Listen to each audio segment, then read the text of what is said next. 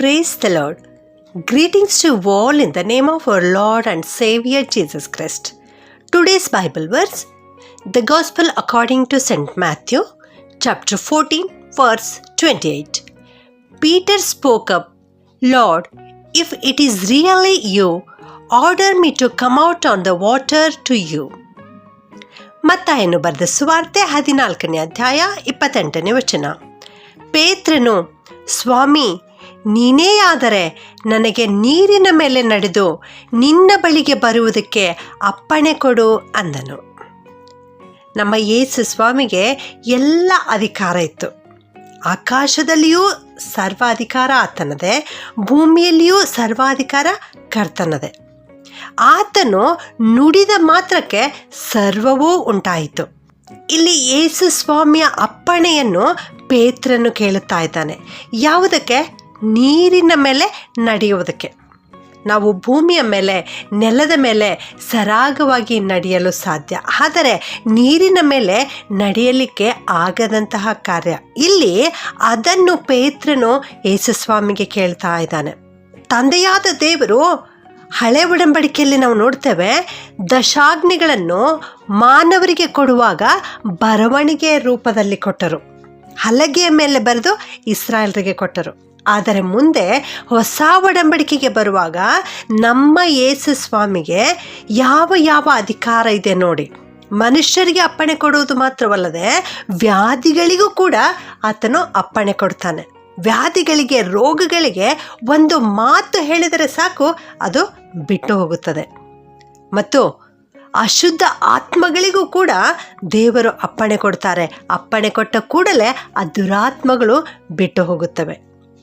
ಶಿಷ್ಯರಿಗೂ ಕೂಡ ಯೇಸುಸ್ವಾಮಿ ಅಪ್ಪಣೆ ಕೊಟ್ಟಿದ್ದರು. ಏನೆಂದರೆ, ನೀವು ಜಗತ್ತಿಗೆಲ್ಲ ಹೋಗಿ ಸುವಾರ್ತೆಯನ್ನು ಸಾರಿರಿ ಎಂಬುದಾಗಿ. ಹೌದು, ನಮ್ಮ ಯೇಸು ಸ್ವಾಮಿಗೆ ಎಲ್ಲ ಅಧಿಕಾರವಿದೆ. ಪ್ರಕೃತಿಯ ಮೇಲೆಯೂ ಕೂಡ ಯೇಸು ಕ್ರಿಸ್ತನಿಗೆ ಅಧಿಕಾರವಿದೆ. ಈ ಒಂದು ಅಧ್ಯಾಯದಲ್ಲಿ ನಾವು ನೋಡ್ತಾ ಇದ್ದೇವೆ, 4ನೇ ಜಾವದಲ್ಲಿ ಯೇಸು ಸ್ವಾಮಿ ಸಮುದ್ರದ ಮೇಲೆ, ಅಂದರೆ ನೀರಿನ ಮೇಲೆ ನಡೆದು ಬರ್ತಾ ಇದ್ದಾರೆ. ಅಲ್ಲಿ ಮುಂದೆ ಹಡಗಿನಲ್ಲಿ ಶಿಷ್ಯರು ಪ್ರಯಾಣ ಮಾಡ್ತಾ ಇದ್ದಾರೆ. ಆ ಶಿಷ್ಯರ ಬಳಿಗೆ ಯೇಸು ಸ್ವಾಮಿ ಬರ್ತಾ ಇದ್ದಾರೆ. ಅದನ್ನು ನೋಡಿದ ಶಿಷ್ಯರಲ್ಲಿ ಪೇತ್ರನು, ಸ್ವಾಮಿ, ನೀನೇ ಆದರೆ ನನಗೂ ಕೂಡ ಅಪ್ಪಣೆ ಕೊಡು, ನಾನೂ ಕೂಡ ನೀರಿನ ಮೇಲೆ ನಡೆಯುತ್ತೇನೆ, ನಾನು ನಿನ್ನ ಬಳಿಗೆ ಬರುತ್ತೇನೆ ಎಂಬುದಾಗಿ ತನ್ನ ಆಶೆಯನ್ನು ಕ್ರಿಸ್ತನ ಮುಂದೆ ತೋರಿಸಿಕೊಡ್ತಾನೆ. ಹೌದು ನನ್ನ ಪ್ರಿಯ ದೇವಜನರೇ, ಈ ಒಂದು ಪ್ರಾರ್ಥನೆ, ಈ ಒಂದು ಬಯಕೆ, ಈ ಒಂದು ಇಷ್ಟ ನಾವು ಕ್ರಿಸ್ತನ ಮುಂದೆ ಹೇಳಿಕೊಳ್ಳಬೇಕು. ಕ್ರಿಸ್ತನ ಬಳಿಗೆ ಬರುವಂತಹ ಆಶೆ, ನಮ್ಮ ಹೃದಯದ ಬಯಕೆ ಎಲ್ಲವನ್ನು ನಾವು ಕ್ರಿಸ್ತನ ಮುಂದೆ ಹೇಳಿಕೊಳ್ಳಬೇಕು. ಇಲ್ಲಿ ಪೇತ್ರನು ಹೇಳ್ತಾನೆ, ನೀರಿನ ಮೇಲೆ ನಡೆಯಲು ಎಂಬುದಾಗಿ.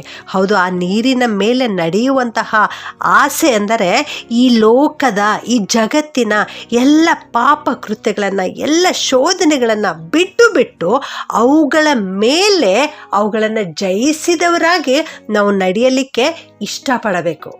ಆಗ ಕ್ರಿಸ್ತನ ಬಳಿ ಬರಬೇಕು, ಕ್ರಿಸ್ತನನ್ನು ಕೇಳಿಕೊಳ್ಳಬೇಕು.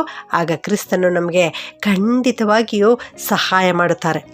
ನೀರಿನ ಮೇಲೆ ನಡೆಯುವುದೆಂದರೆ ಈ ಲೋಕದ ಪಾಪಗಳನ್ನು, ಶೋಧನೆಗಳನ್ನು ಜಯಿಸಿ ಜಯಶಾಲಿಗಳಾಗಬೇಕು ಎನ್ನುವಂಥದ್ದಕ್ಕೆ ಇದು ಸೂಚನೆ ಆಗಿದೆ ಪ್ರಿಯರೇ.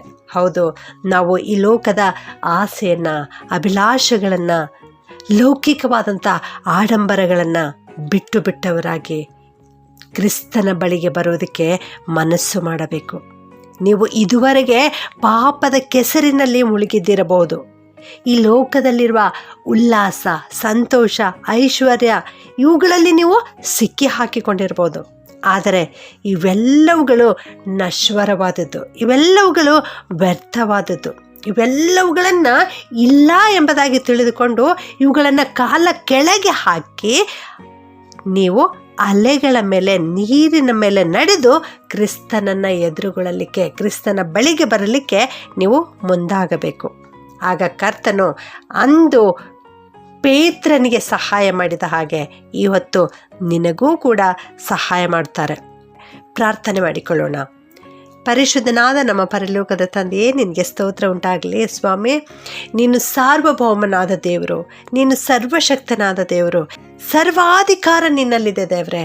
ಅದಕ್ಕಾಗಿ ನಿನಗೆ ಸ್ತೋತ್ರ ಸಲ್ಲಿಸ್ತೇವೆ ಸ್ವಾಮಿ. ನೀನು ಮಾನವರಿಗೂ ಕೂಡ ಅಪ್ಪಣೆ ಕೊಡುತ್ತೆ ಮತ್ತು ಪ್ರಕೃತಿಗೂ ಕೂಡ ಅಪ್ಪಣೆ ಕೊಡುತ್ತೆ, ಪ್ರಾಣಿ ಪಕ್ಷಿಗಳಿಗೂ ಕೂಡ ಅಪ್ಪಣೆ ಕೊಡ್ತೀಯಪ್ಪ. ಅದಕ್ಕಾಗಿ ಸ್ತೋತ್ರ. ನಿನ್ನ ಮಾತಿನ ಮೇಲೆ ಎಲ್ಲವೂ ಉಂಟಾಗಿದೆ ಸ್ವಾಮಿ. ನಿನ್ನ ಮಾತಿಗೆ ಅನುಸಾರವಾಗಿ ನಾವೆಲ್ಲರೂ ನಡೆಯಬೇಕು ಕರ್ತನೆ. ನೀವೇ ನಮಗೆ ಆಶೀರ್ವಾದ ಮಾಡಿರಿ. ಅಂದು ಪೇತ್ರನು ನಿನ್ನ ಬಳಿಗೆ ಬರಲಿಕ್ಕೆ ಮನಸ್ಸು ಮಾಡಿದ ಹಾಗೆ ದೇವಾ, ಇಂದು ನಾವೆಲ್ಲರೂ ಕೂಡ ನಿನ್ನ ಬಳಿಗೆ ಬರಲಿಕ್ಕೆ ಮನಸ್ಸು ಮಾಡಿದ್ದೇವೆ ಕರ್ತನೆ. ಈ ಲೋಕದಲ್ಲಿರುವ ಆಶೆ ಆಮಿಷಗಳೆಲ್ಲವನ್ನು ಬಿಟ್ಟವರಾಗಿ ದೇವರೇ ನಿನ್ನ ಹತ್ತಿರ ಬರುತ್ತೇವೆ ಸ್ವಾಮಿ. ನೀನೇ ನಮ್ಮನ್ನು ಆಶೀರ್ವದಿಸು. ಈ ಶೋಧನೆಗಳ ಹಾದಿಯಲ್ಲಿ ದೇವರೇ ಇದನ್ನು ಜಯಿಸಿ, ಇದನ್ನು ಕಾಲ ಕೆಳಗೆ ಹಾಕಿ ತುಳಿದು ಜಯವನ್ನು ಪಡೆದುಕೊಳ್ಳಲಿಕ್ಕೆ ನೀನು ನಮಗೆ ಸಹಾಯ ಮಾಡು ಕರ್ತನೆ. ನೀನು ಅದ್ಭುತಗಳನ್ನು ಮಾಡುವಾತನು. ಈ ವಾಕ್ಯ ಕೇಳಿಸಿಕೊಳ್ಳುತ್ತಿರುವ ಪ್ರತಿಯೊಬ್ಬೊಬ್ಬರನ್ನು ಆಶೀರ್ವಾದ ಮಾಡು ಸ್ವಾಮಿ. ಇವರೂ ಕೂಡ ತಮ್ಮ ಜೀವಿತದಲ್ಲಿ ಅನೇಕ ವಿಧವಾದ ಸೋಲನ್ನು ಅನುಭವಿಸ್ತಾ ಇರ್ಬೋದು ದೇವರೇ. ನೀನೇ ಇವರ ಜೊತೆಗಿದ್ದು ಜಯವನ್ನು ಅನುಗ್ರಹಿಸಬೇಕಾಗಿ ಯೇಸುವಿನ ನಾಮದಲ್ಲಿ ಪ್ರಾರ್ಥಿಸಿ ಬೇಡುತ್ತೇನೆ ತಂದೆಯೇ. ಆಮೆನ್.